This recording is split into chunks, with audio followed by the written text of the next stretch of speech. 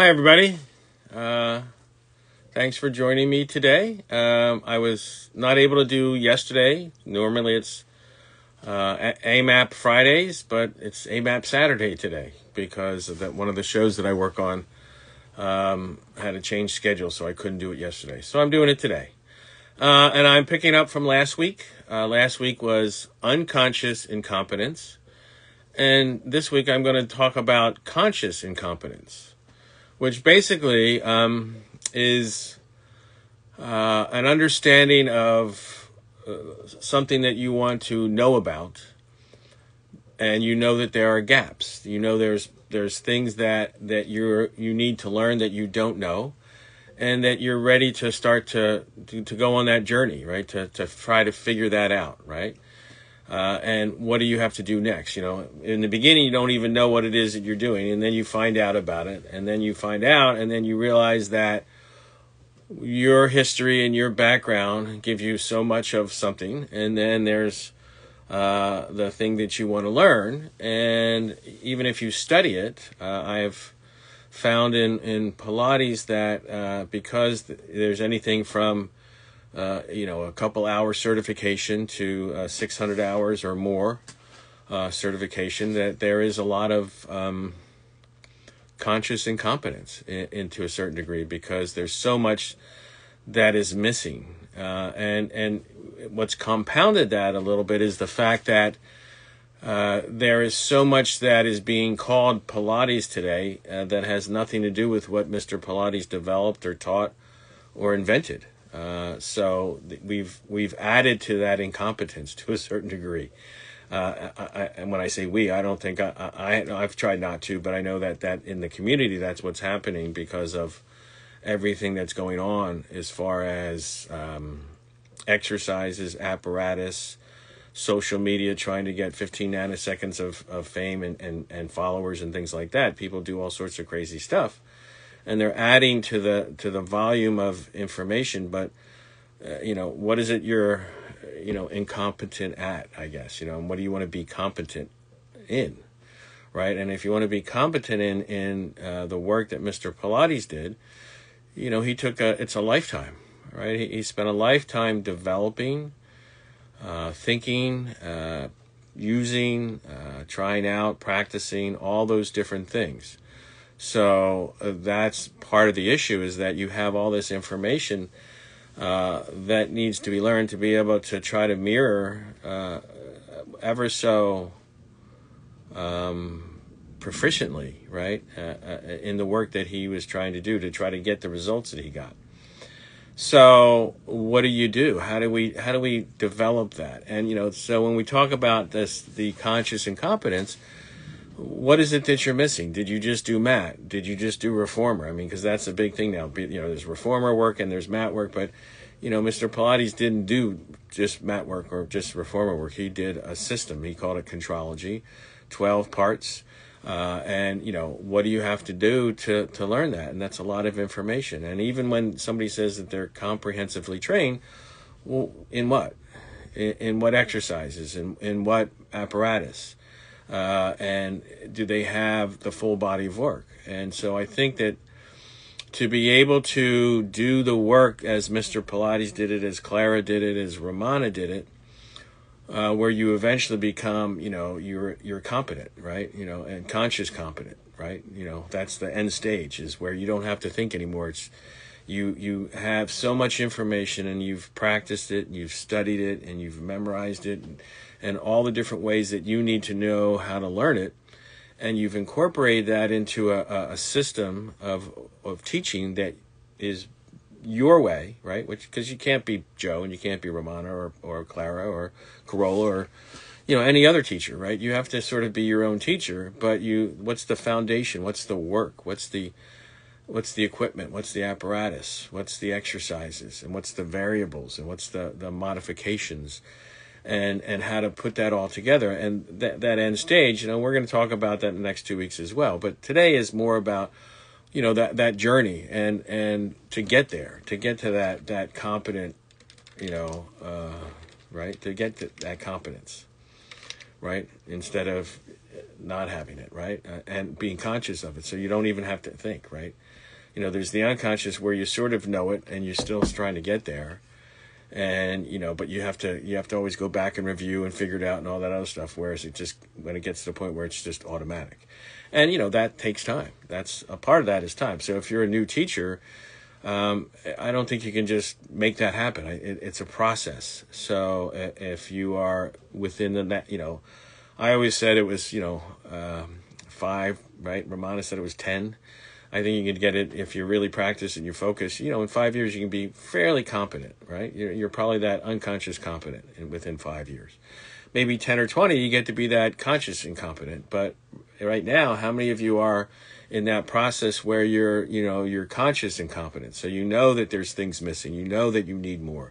That there's a body of work that is so broad and so comprehensive, and you've just scratched the surface. So where do you go next? And who do what's that process? And part of that is, do you find a mentor? Who's your mentor? Who's the person that has that competent, that competency, right? And they're conscious of it, that when they teach, it's just there. And there are teachers out there that can do that for you. So, and everybody's at a different level. And there's the student who does that with the teacher, and then there's the teacher who does that with the teacher of teachers. So when we're looking at that process, I think what we need to think about, and what you need to think about is where you're at, is what do you need to do? Where are you lacking? What is it that you want to progress to? I mean, you may be very happy just teaching math and you're helping people, and that's fine. If that's where you're at, or just reformer, or a modified version, or even a fairly comprehensive version. But what is it that you want? Where do you want to go with your education and your profession? Because I look at it as a profession. There's people who start something because it's a quick way to make money. It's an easy way to make money. It's an easy way to do something because it's easy for them. There's different levels of work. But, to me, what I see in Pilates, it allows you, and that's what Joe showed us. It's something that you can do for a lifetime, and you can make a living at it. The only ones who get rich are the manufacturers, and right now it looks like the franchisers, right? They're franchising different things, and that's how you make money, because everybody's out there working, and they're paying them money for doing what? Something that they've already done. So that's part of it, and that's what franchises do, right? That's part of the process. So we live in that kind of society. So I'm not saying it's necessarily bad. It's just they have a standard, they have a way of doing things.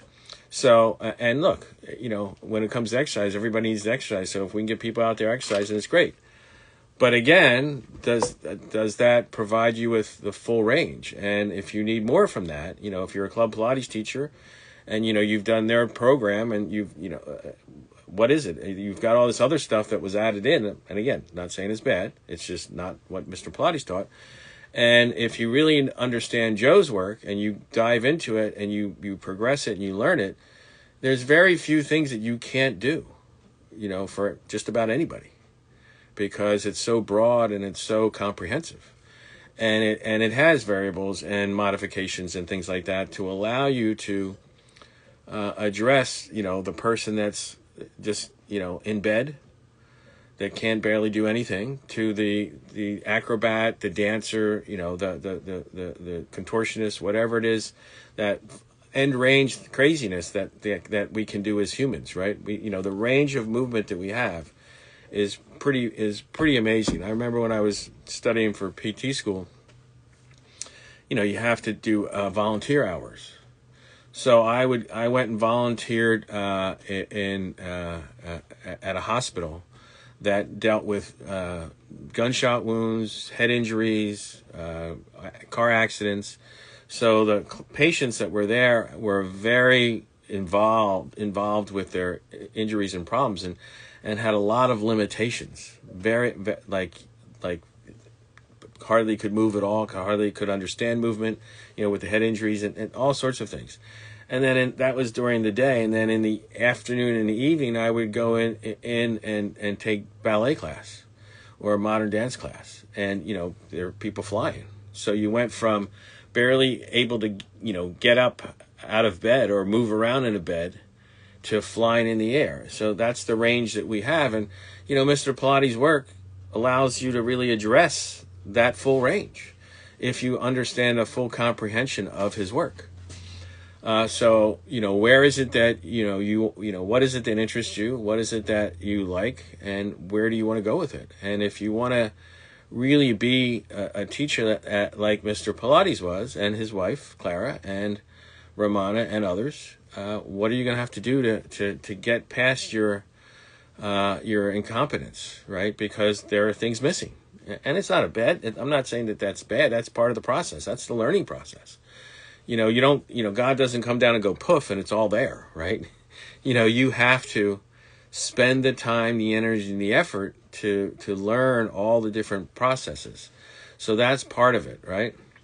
You study physical therapy. I've been a physical therapist since 1986, so 39 years I was a physical therapist. And when I was in physical therapy school, somebody asked the question, Flex Body Pilates. It said, you study physical therapy. And, I got into Pilates because I went into physical therapy to work with dancers. I wanted to work with dancers. And I read an article about this exercise system that dancers use to prevent injuries and stay in shape. Well, that's what I wanted to do. And that article was about Pilates. So, and I also studied yoga. I went to India and studied with Iyengar, Mr. Iyengar in Pune in 87. So, right after I graduated PT school. So I've integrated a lot of different things. And I looked at, yoga, and I looked at Pilates. And for me, the difference between yoga and Pilates is that, yoga tends to, especially when you do the full extreme, you push the ranges quite a bit. Pilates, he pushed the range, but not as much, but it was much more about resistance and strengthening and flexibility. And, yoga, you get strength and flexibility at the same time, but without the resistance, it's not as comprehensive. And it's interesting because if you look at the science today, and they talk about what do we need to do to stay healthy and live long, right? And part of that is exercise, but what kind of exercise? And it's resistance exercise. It's endurance, and it's resistance, and it's flexibility, right? And what do you get in Pilates? Well, you do your workout. There's an endurance there, and it's endurance both for movement and for holding, for stability and mobility. And at the same time, what are we getting? We're building that relationship and that understanding with resistance, because the springs are resistance, right? It's not just gravity. It's resistance training. It's not the same as heavy weights. It's not lifting, deadlifting 200 pounds or 300 pounds or 100, whatever it is, your size and your relationship. It's not that extreme, but we don't really do that in life that often unless you're lifting weights. Or maybe you're a longshoreman, or you're somebody who, a mover where you have to, do that. But the majority of people in our world do not lift 200 to 300 pounds over their head on a daily, weekly, monthly, yearly basis. It just doesn't really happen. But if you look at the spring resistance and how much force that is, it's, up to 100 pounds. Well, that, up to, not more than, up to. And that is something that we can do in life. And, usually, 10, 20, 30 pounds. And if you look at the spring resistance, it's not much more than that. Matter of fact, it's usually less. And when you look at how much help it gives you, it's usually a couple pounds, extra help. You just have to learn how to focus your understanding of that help of the springs and put it into that, so that you understand how to integrate all that together. Wow, that's amazing. I'm a dancer, and thanks to Pilates, I learned that I replay love biomechanics and movement science. I started a career in PT 2 weeks, and I'm so excited. Well, great, good for you. Yeah, I have a degree in dance. I got a degree in dance and physical therapy, and then I did athletic training at the same time, and then I went and studied Feldenkrais and yoga and Pilates. I've done a lot of different things, dance, and I can tell you that as a dancer. When I was in PT school, I was learning Cybex and Nautilus and free weights, and it really didn't make sense to me. I mean, one muscle, and that's sort of what it was back then. It was, PT has evolved a lot in the last 40 years. So, but when I was doing it, was, you had an elbow problem, you looked at the elbow and you looked at the muscles across the elbow, and that was pretty much what you did. You didn't look above and below the chain. You didn't look at, the core. core they didn't start talking about core until Pilates became popular, and, functional movement. Well, Pilates has been doing functional movement for over 100 years, and, that's only in the last 15 or 20 that it became, popular. And one of the guys that made it popular, if you look at his exercise, I have his brochure, and it's basically in the background, there's a reformer, and the exercises almost look exactly like some of the exercises that were, Mr. Pilates did. So, where did it come from? Anyways, going from there, so PT is a great profession, but Pilates is as well. And the difference is PT, you're really learning to deal with medical issues and injuries and tears and breaks and sprains and things like that need specific care. And sometimes you do need specific muscle work because they've been damaged. That's a different story. But when we're looking at the general public, what are we talking about? What do we have to fill in? And so that's the difference. If you're looking at, the incompetence, that conscious incompetence, you may find as a Pilates teacher, you want more, and then you go and do PT because, or some other modality, allied health, OT, one of those things where that you get a lot more information because it provides you with a lot more. And there's certain anatomy, but, Mr. Pilates didn't use anatomy to teach Pilates. He used anatomy to understand the body, and he used much less of anatomy than function and looking at how people moved and learned to move. And that's how he developed a system instead of trying to say, well, let's make this muscle work or that muscle work. And that's, that's more of the weightlifting, and that's not really Pilates. And what I've seen is that, when you had, especially back, when Pilates first started to become popular in the 90s, and you had, PTs who didn't do the training or didn't do much of the training, didn't have much, and there was a lot of things missing, so they started to try to incorporate their PT into the Pilates. But that's, and that's like the whole thing with the different colored springs. That's a weightlifting, more resistance, you get stronger mentality, and in Pilates, sometimes less resistance, you get stronger. And that's Joe's understanding, and that's how his system works, and that's how his apparatus works, and it's really a balance between that strength and that flexibility, the stability, mobility component, and it wasn't just about strength. And so they, trying to bring other things into Joe's work, I get it, I understand it as a PT, I understand all those things. I've studied many things, but at the same time, when I look at what Joe's work does, that his genius was not doing what everybody else did and looking at the body the way it moved and tried to understand why and how it moved. And then he developed apparatus specifically for that, which was different than anything else before him that way, really, and as the way he integrated and put it together.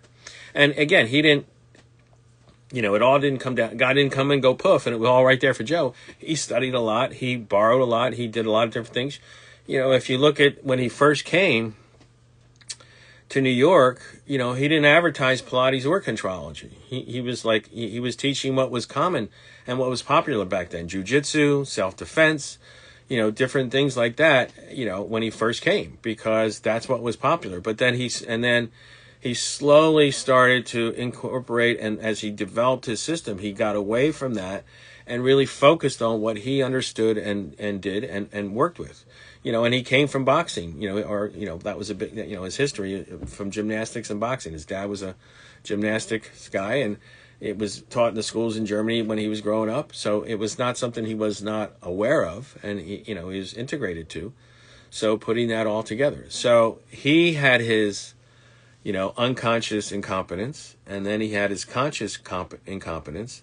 Then he had his unconscious competence, and then he had his conscious competence, and he developed that, and it took years, decades, and and he's also, but now we have that system, and there's a process. So if you're in that stage, one of the things to think about is, what are you missing? What do you want to really learn how to do? And again, if you're happy doing what you're doing, keep doing it, because you're helping people exercise, and everybody needs to exercise.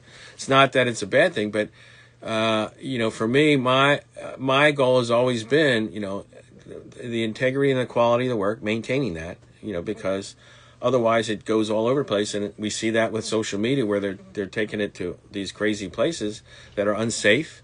Because I've seen that, the people who fall and this and that. And, when you see the video or the picture, did they just go and take that picture, or did they have a lot of tries? Did they have a lot of mistakes that we don't see? The bloopers and the this and the that. So those are the kind of things that you also have to remember. So when we're looking at what we're trying to do, it's a process, and it's a learning process and a program.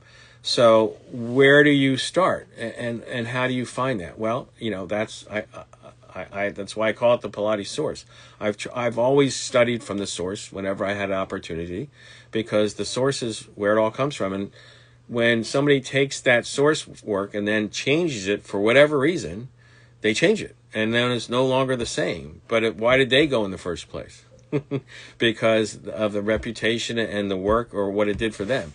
And maybe they thought they could make it easier or different, or, and in Pilates, what I see a lot of is that they want to make what they do newer and better, so people come and buy and do that instead of what was done before.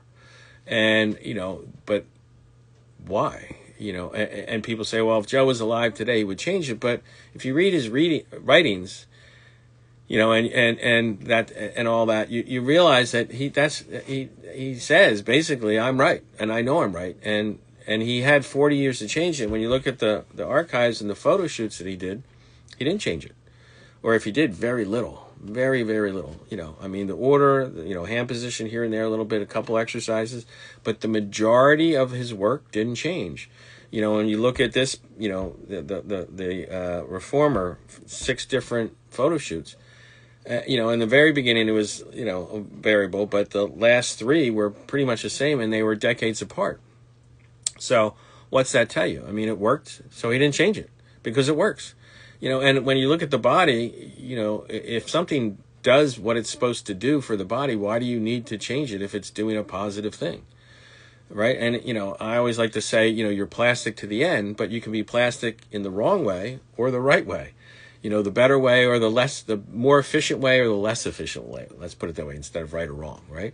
Less or more efficient. Well, and to me, Mr. Pilates was extremely efficient, and he did things related to the organic way of learning and movement and function. And if you follow that, it maintains, that process, because life and everything else gets in the way. All right. So again, one of the things, if you're in that process, right? Because we're all in this process, from unconscious incompetence to conscious incompetence to unconscious competence to conscious competence. And if it's that process, and if you want to become that conscious competent person, you need to go through these stages and figure these things out. And so where are you? And what do you need to do? So I would suggest that if you're at this level, what I'm talking about today, which is that unconscious incompetence, you now know, what it's about. You now know what's available. There's all this information, and you can go to all these different schools and all, everybody under the sun has a teacher training, but, where does it all source from? Where does it come from? What's the source? And, that's to me, and again, there's ulterior motive for me a little bit. Sure, I do a teacher training, but what's my teacher training? It was the first classical comprehensive teacher training ever. It had all the, it didn't even have all the apparatus. It had all the apparatus that Ramana felt was important to teach for people that were going to be working in a studio, right? For normal, the normal people who walk through the door. The majority of the people walk through the door. So there was some apparatus that she didn't use because it was something that is part of the system, but you didn't need it for majority of people. And then if you were going to do more, you would add that, and that was something that you could do with continuing education. That was her feeling, to do that, was continuing education. So that's why it wasn't part of the comprehensive teacher training in the beginning. Okay? So there's that. So, if you're interested in, I have trainings going on still that are based on, Ramana's work, from my work with her. We developed the first manual ever, comprehensive with all, the reformer, the Cadillac, the mat, the chairs, the barrels, the pedipole, magic circles, all the spine corrector, all those different things. So, and if you would like to bridge, come and bridge with me, and bridge. We have it. There's a training in Rhinebeck, New York. There's a training in Aurora, Canada, and there's a training in Merida, Mexico. So if there's something you're interested, check it out and see. All right. Also, so that's it. Let's see what else. I have a class on Tuesdays, every Tuesday. It's not a Pilates class. It's called Balanceology. It's about training your eyes, your inner ear, and your proprioceptives for balance, all the different things that you need. So I teach that from 12:30 to 1 every Tuesday. Right after that, I teach the resistor poster exercises, the arm springs and the leg springs. You don't need a resistor to do it. You can use a Cadillac or a wall unit, a tower, that type of thing. You could probably even use a guillotine if you had one, because it has the hooks to be able to attach the springs to. So if you'd like to join, that's at 1 o'clock. And then starting in 2 weeks, I'm going to be doing control optics class, which is basically Joe's eye chart and some other things that I've developed over the years for using the eyes and strengthening the eyes, not just for Joe's eye chart is not to see how your vision is; it's to strengthen your eyes. And so that there's that aspect of it, and then there's also the things that I'm adding to it. And my work comes from PT, from Feldenkrais, a couple different places, and then my own work that I've developed over the years as well. So if it's something you're interested in, that's going to be starting at 1:30 in 2 weeks on the Tuesday. So if that's something you're interested in, and I'll be posting on social media soon, either today or tomorrow, about that as well. All right, everybody. So thanks for joining me, and I will see you next week as I get deeper into unconscious competence. That's next week. All right. So hope you can join me then, and I will be putting this on the Pilates Source YouTube channel. So if you like this and you have other friends that want to see it, they can either do it here or they can go to the YouTube channel. The Pilates Source YouTube channel has over 70 videos with lots of good history and a lot of other things sent. So if it's something you're interested in doing, you should definitely try and look at that. And if you like it, subscribe. And I've add this every week, and we'll be adding things as we go along all the time. So it's a great resource for Pilates history, as well as information. Okay. All right, everybody. Thanks for joining me, and I will see you all soon.